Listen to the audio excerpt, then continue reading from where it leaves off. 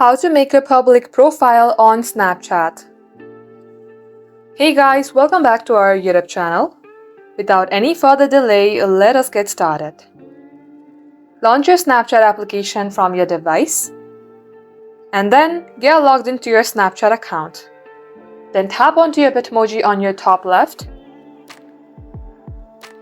So public profile is a new feature updated by Snapchat.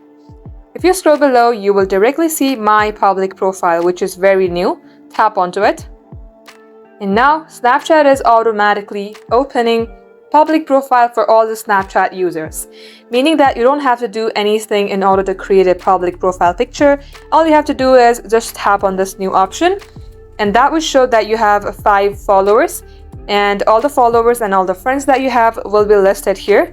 You can also add stories, spotlight, and insight, and just edit your profile, add bio, location, or also toggle on this button to show your followers count to your followers when they search for your profile. If you would like to share this profile, tap on the share icon, copy the link, or share via any media platform. That's all for today. Thank you for watching the video till the very end. If it had helped you in any ways, then do like and subscribe.